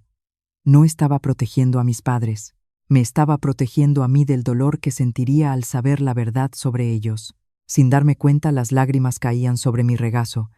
Elena, sin decir nada, me acariciaba la espalda con su mano grande y cálida, con el mismo gesto que usaba cuando yo con 18 años me callaba las penas de mi casa en la trastienda del restaurante. Toda tu vida has pensado que eras la que sobraba, ¿verdad? Pues no. Te eligieron para venir aquí. Y no por tu dote ni por tu familia, sino porque alguien vio lo que has ido construyendo durante 26 años, pensando que nadie te miraba. Oye, Clara, ahora que sabes todo esto, te lo vuelvo a preguntar. Elena me miró a la cara.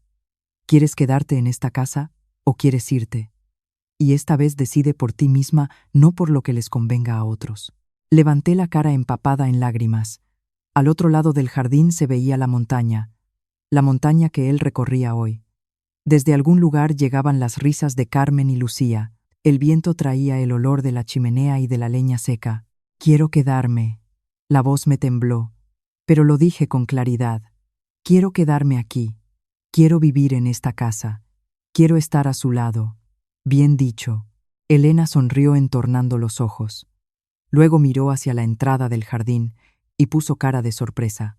Al girarme vi a Mateo que volvía del monte parado en la entrada, con la ropa de trabajo agarrando una toalla quieto como un árbol, a saber desde cuándo estaba escuchando. Su cara curtida por el sol estaba roja hasta las orejas. Oye, jefe, ¿hasta cuándo vas a estar ahí plantado? Ahora te toca a ti. Mateo se acercó con paso torpe y se detuvo frente al porche. Abrió y cerró la boca varias veces y finalmente, como si se decidiera, me miró directamente. Clara, tengo que pedirte algo. Sí, quiero que nos casemos en otoño. Con papeles y todo. No como una sustituta ni un apaño, sino como la esposa de Mateo Montes. No, Mateo negó con la cabeza y se corrigió. Quiero que seas mi familia. El cielo sobre la montaña estaba despejado un azul intenso después del temporal. Llorando asentí una y otra vez. Elena, secándose los ojos con la manga de su bata, se rió diciendo: no me gustan las sensiblerías. La boda se fijó para finales de octubre, cuando los colores del otoño fueran más bonitos. Pero a la historia aún le quedaba un último capítulo. La mañana de la boda los 3 se presentarían en el portón. El día de la boda amaneció con un cielo azul despejado. En la casa había movimiento desde antes del alba. En el gran salón colgaron cortinas blancas y rojas, y en el jardín prepararon mesas para la gente del pueblo. Bajo la dirección de Carmen, las mujeres del pueblo se reunieron en la cocina para ayudar y del almacén sacaron la vajilla de laca heredada de generaciones. El señor Morales y Elena llegaron en el primer autobús y en la primera furgoneta. En una habitación apartada, Isabel me ayudó a ponerme el vestido de novia blanco. Está usted preciosa, señora. En el espejo Había una mujer que no conocía. No, no es que no la conociera. Era yo que durante 26 años solo había sido capaz de bajar la cabeza frente a un espejo mirándome de frente. Isabel, por último, junto con el ramo, me entregó un pequeño paquetito envuelto en tela. Es el amuleto de la señora Carmen. Lo llevaba ella el día de su boda. A partir de hoy usted es la señora de esta casa. Seguro que la señora Carmen también se alegra. No tengo suegra. Nunca podré conocerla. Pero en los pasillos de esta casa, en su cocina, en el sabor de aquella tortilla, queda el tiempo que ella vivió. Y yo con todo ese tiempo era acogida en esta casa. Puse la mano suavemente sobre el amuleto. La ceremonia estaba prevista para antes del mediodía en el gran salón de la casa. Como iba a venir casi todo el pueblo, el cura había aceptado venir él mismo. Faltaba 1 hora para la ceremonia cuando se oyó el sonido de un claxon en el portón, una y otra vez de forma desquiciada. Luego el sonido de pasos arrastrando la grava y un grito: «Clara, ¿dónde está Clara? Sal». Se me heló la sangre. Lo conocía bien. Ese sonido era el de mis 26 años de vida. El pasillo se llenó de murmullos. Me levanté el bajo del vestido y corrí hacia el gran salón. Aparté la mano de Isabel, que intentaba detenerme diciendo: «Estoy bien». Si se habían presentado incluso hoy, el día de mi boda, era yo quien tenía que salir. En la entrada del gran salón estaban los tres. Mi padre con un traje de ceremonia arrugado, mi madre con un vestido de invitada, y mi hermana con un vestido de fiesta llamativo hasta decir basta. Al entender el significado de ese vestido sentí un escalofrío. Mi hermana había venido pensando de verdad que el papel de novia era intercambiable. La gente del pueblo que se estaba reuniendo se apartó formando un círculo. Elena, el señor Morales, Javier, los hombres, se acercaban poco a poco tensos.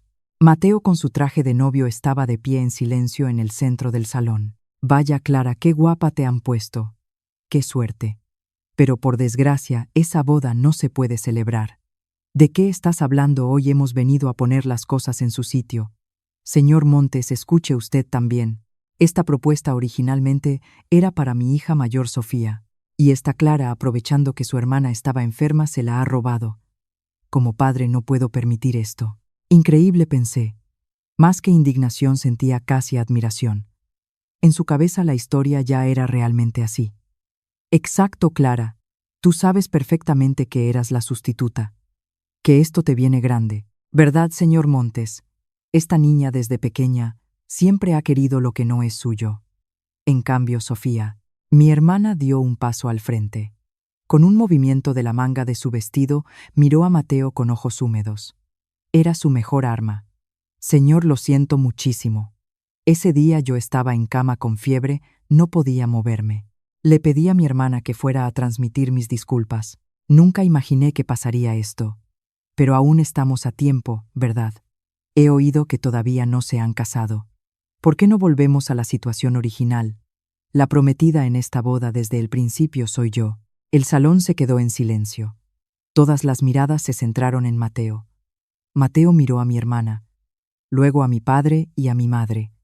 Sus ojos estaban tranquilos, no se sabía si estaba enfadado o no, y entonces habló. «Permítanme confirmar una cosa. ¿De verdad todos ustedes afirman que esta propuesta era para la señorita Sofía?» «Por supuesto, desde que la trajo el señor Morales era la boda de Sofía». «Ya veo». Mateo asintió. Luego miró hacia un rincón del salón. Allí estaba el señor Morales sentado con un paquete envuelto en tela sobre las rodillas. El señor Morales se levantó tranquilamente y mientras desenvolvía, el paquete se acercó. Con su voz clara de antiguo director dijo: «Señor de la casa, he guardado todo para este día». Del paquete salió un fajo de papeles. «Este es el documento de la propuesta de matrimonio que el señor Mateo Montes me confió oficialmente en diciembre del año pasado. Leeré en voz alta el nombre de la prometida. Señorita Clara. Es Clara. El nombre de la señorita Sofía no aparece por ninguna parte». La cara de mi padre cambió de color. «Estas son las copias de las 3 cartas que le envié. En las 3 reitero que el deseo del señor es la hermana menor Clara. Esta es la respuesta que usted me envió. Con su letra explica que la hermana mayor Sofía es más guapa y simpática y que prefiere que la propuesta sea para ella.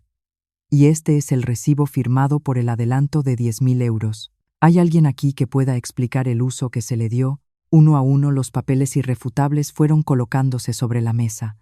Entre la gente del pueblo se oyó un murmullo. El rostro de mi madre perdió todo el color, mi padre balbuceaba, y la que reaccionó más rápido fue mi hermana. ¿Qué significa esto? Se giró hacia mis padres. Para mi hermana, entonces, la propuesta que me hicisteis. Desde el principio no era para mí. Y vosotros por vuestra cuenta me dijisteis que era para mí. Y me queríais endosar a un paleto de pueblo. Queríais venderme. Sofía, no es eso, era por tu bien. No me toques. El grito agudo de mi hermana resonó en el salón. Como un castillo de naipes que se derrumba, los tres empezaron a discutir entre ellos. Es porque tú le metiste ideas raras a Sofía. Es porque tú te gastaste el dinero adelantado. Yo desde el principio no quería.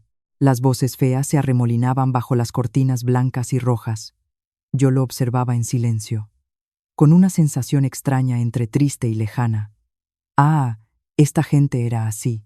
A quienes yo había llamado familia durante 26 años, a quienes había servido con la esperanza de ser aceptada, de que me miraran. Mateo se colocó a mi lado. Solo con eso sentí que mi espalda se enderezaba. Señores, una voz grave cortó la discusión de los tres. Hay algo que quiero dejarles claro. Mateo a mi lado los miró de frente. La mujer con la que me voy a casar es esta. Clara. Solo ella. Y no es ninguna sustituta. Su voz no era alta, pero llegó a todos los rincones del salón. A quien yo esperaba desde el principio era a ella. Desde hace 2 años. A esta persona que ustedes han tratado como un objeto en su casa, yo la he visto con mis propios ojos y la he elegido por mi propia voluntad. Allá ustedes si quieren vivir sin saber lo que han despreciado. Pero no permitiré que le pongan un dedo encima nunca más. Y Mateo, respirando hondo, dijo: Clara hoy se convierte en un miembro de la familia Montes. No toleraré que se manche más esta ceremonia. Por favor, retírense. A partir de ahora no aceptaremos ni peticiones de dinero ni llamadas. Si hay algún otro incidente, llevaremos el asunto, incluido el del adelanto, a donde corresponda. Al oír a donde corresponda, mi padre se encogió visiblemente. El recibo de la malversación acababa de ser expuesto ante todo el mundo, pero mi madre jugó su última carta, dirigiéndose a mí con aquella voz: Clara, vas a abandonar a tus padres. Vas a olvidar lo que hemos hecho por ti y a ser feliz tú sola. La antigua yo se habría derrumbado con esa frase. Somos una familia, ¿no? Esa frase había sido la cadena que me había atado durante 26 años. Pero yo ya sabía lo que era una familia de verdad, que era esperar a que alguien vuelva en una noche de tormenta, que era coser una falda rota, que era poner una cena caliente en la mesa y decir bienvenido a casa. En estos 6 meses lo había visto innumerables veces. Con el pecho erguido miré a mi madre a los ojos. Por primera vez en mi vida sin apartar la vista. Mamá, yo siempre quise tener una familia. Vuestra familia. Por eso durante 26 años os he hecho la comida a la colada, os he dado mi sueldo y he ido a la presentación como me dijisteis. Hice lo que me dijisteis hasta el final. ¿Verdad? Fuisteis vosotros los que me dijisteis que fuera como sustituta. Mi madre se quedó sin palabras. Ese día, al despedirme, papá me dijo: no vuelvas más. Así que no voy a volver. Pero no es que abandone a mis padres. Simplemente vuelvo a casa con la gente que me considera su familia. Y eso lo he decidido yo. No mi padre ni mi madre. Yo. Me sorprendió a mí misma que mi voz no temblara. Esta presentación, esta boda, son las primeras cosas en mi vida que he elegido con mi propio corazón. Así que no me pidáis que os lo devuelva, porque esto es mío. Mi madre abrió la boca para decir algo y se calló. Mi hermana ya ni me miraba. Mi padre, entre los papeles expuestos y las miradas de todo el pueblo, se había encogido como avergonzado. Los tres se fueron reducidos a la mitad de su tamaño. Al salir por el portón, mi madre se giró una vez como si fuera a decir algo, pero al final no dijo nada y solo inclinó ligeramente la cabeza. Esa fue la última vez que la vi. El portón se cerró. Tras un breve silencio, se oyó la voz de Elena. Bueno, se acabaron las penas. Hoy es una boda, señor cura. Perdón por la espera. El ambiente del salón se relajó de golpe. La gente volvió a sus sitios, un hombre mayor empezó a aplaudir y Lucía, agitando las mangas de su vestido, corrió hacia mí. Clara, rápido, rápido, cásate ya. Todos rieron. Yo también reí. mientras me secaba los ojos con la manga del vestido, y así mi boda con 6 meses de retraso se convirtió en la boda más cálida del mundo. La celebración duró desde el mediodía hasta la tarde. Recuerdo a Lucía sentada muy tiesa en un rincón del salón con cara de tensión. Hoy tenía un papel importante. Era la encargada de llevar la bandeja con las copas para el brindis nupcial hasta nosotros. Era una costumbre de esta casa ideada por Isabel. Lucía, con cara de absoluta seriedad, caminó despacio sosteniendo la pequeña bandeja. En un momento estuvo a punto de pisarse el bajo del vestido y todo el salón contuvo la respiración. Luego estalló una risa cálida. Al brindar la mano de Mateo temblaba ligeramente por los nervios y yo me sentí un poco aliviada. Este hombre también era humano, el que caminaba por la montaña y volvía con gente a la espalda en noches de tormenta, estaba nervioso por una simple copa. Me pareció increíblemente entrañable. En las mesas del jardín, todo el pueblo bebía, cantaba y reía. Javier, rodeado de los hombres, contaba anécdotas de juventud del anterior señor y recibía aplausos. El señor Morales y Elena charlaban animadamente sobre los viejos tiempos de la ciudad. La paella de Carmen se acabó antes del atardecer. Durante la fiesta, Javier se acercó con una copa y se sentó frente a nosotros. Su cara de roca estaba ligeramente enrojecida por el vino. «Señor, señora, hoy es un día grande». Solo dijo eso, y guardó silencio un rato. Luego miró hacia la montaña al otro lado del jardín. «Mañana subiré a informar. A mi señor y a mi Miguel les diré que ha llegado una buena esposa a la casa de los Montes, que en la cocina hay luz y la comida está buena, que la casa que ellos protegieron sigue en pie». Incliné la cabeza profundamente. Mateo también lo hizo en silencio. Javier resopló y se levantó volviendo al círculo de los jóvenes. Nadie mencionó que le brillaban los ojos. Isabel, desde la sombra de una columna del pasillo, se secaba los ojos constantemente. La que había servido en esta casa desde los 18 años, la que había visto el vestido de novia de la señora Carmen y hoy el mío desde el mismo pasillo. Cuando nuestras miradas se cruzaron, Isabel asintió varias veces con profundidad. No hicieron falta palabras. Hacia el final de la fiesta, Lucía se sentó a mi lado. En el cinturón de su vestido colgaba la bolsita de amuleto de oso que yo le había cosido. «Oye, yo a partir de hoy a ti, Clara». Lucía jugaba con sus dedos y me miraba de reojo. «¿Puedo llamarte mamá?» Sentí que el corazón se me llenaba. Le cogí las manos y asentí. «Sí, llámame así.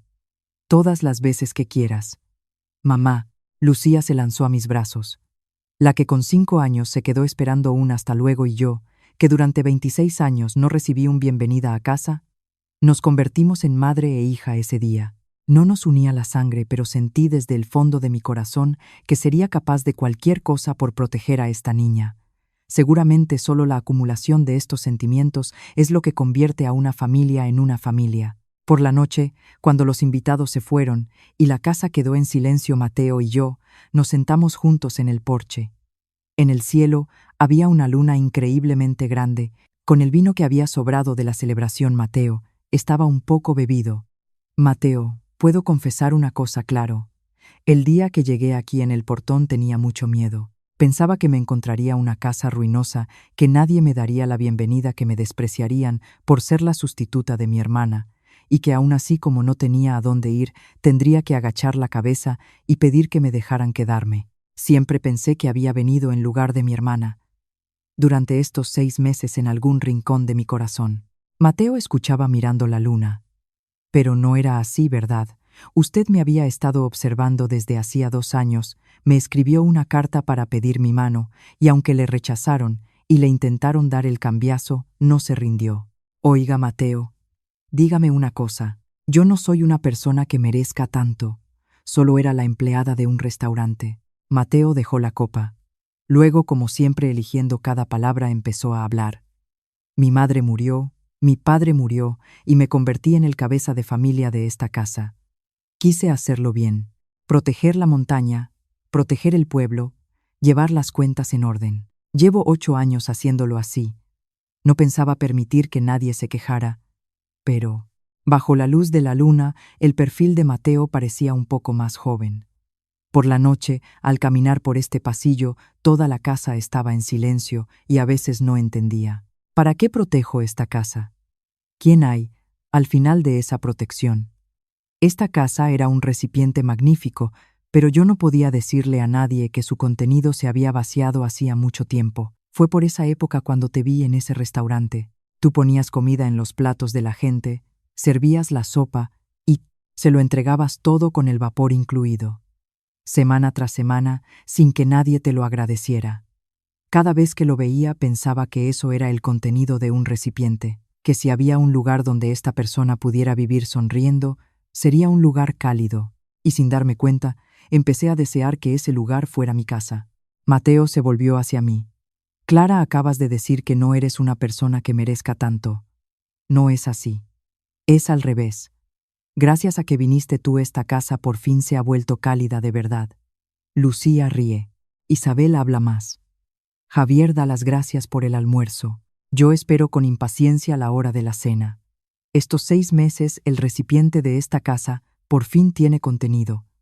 Y eres tú quien lo llena cada día. Yo ya estaba llorando. Había perdido la cuenta de cuántas veces había llorado hoy. Por eso soy yo quien tiene que darte las gracias. Gracias por haber venido. Gracias por haber elegido esta casa. Bajo la luna, la mano grande de Mateo envolvió la mía. Era una mano áspera, agrietada y cálida. La mano que protegía la montaña, el pueblo y a partir de hoy mi día a día y el de Lucía. Ya estoy en casa, mi amor. Era un ya estoy en casa con 6 meses de retraso. Mateo sonrió un poco y me respondió. Bienvenida a casa. Han pasado 3 años desde entonces. La casa de los Montes en Valleverde sigue siendo un lugar lleno de vida. Lucía ya tiene 11 años. Se ha convertido en toda una hermana mayor, y en el colegio del pueblo dicen que se ocupa de los más pequeños. Su habilidad con la costura casi me ha superado. Esta primavera, una redacción que escribió en clase titulada Mi familia la publicó el profesor en el boletín del pueblo. Mi papá trabaja en el campo. Mi mamá es una pulona, genio de la cocina. Mi familia es una familia de piezas sueltas, pero es la más cálida de España. Cuando la leyó en la cena, Mateo se quedó un rato mirando la sopa sin poder coger la cuchara. La última frase de la redacción la he copiado en un papelito y la he pegado en un pilar de la cocina. La veo cada vez que preparo la cena y me da fuerzas para seguir adelante. Es como mi amuleto. Y la primavera pasada a esta casa llegó un nuevo miembro. Una niña. Le pusimos Alba. Al escribir su nombre en el registro, Mateo tuvo que repetir la hoja varias veces e Isabel se rió de él. Alba es una niña muy risueña. Cuando ve a Lucía agita los brazos y las piernas de alegría. Lucía, el día que nació su hermana, me cogió la mano en la sala de espera y me dijo: mamá, ahora que soy hermana mayor, ya no soy una niña perdida, ¿verdad? Una niña perdida. Al oírla decir eso, lloré en el pasillo del hospital. Así se había sentido ella. Ya no. Ahora eres la hermana de alguien, la hija de alguien, la niña de esta casa. Al bautizo de Alba vino tanta gente del pueblo que nos sorprendió. El abuelo del molino nos trajo un pequeño cesto que había tejido él mismo. Javier un sonajero de madera de pino, tallado a mano. Isabel con Alba en brazos lloró diciendo: es el vivo retrato de la señora Carmen. Esta niña, desde el día que nació, ha sido esperada, acogida y será criada por muchísima gente. Yo sé mejor que nadie que eso no es lo normal. Por eso cuando crezca se lo contaré. Que fue deseada y que por eso está aquí.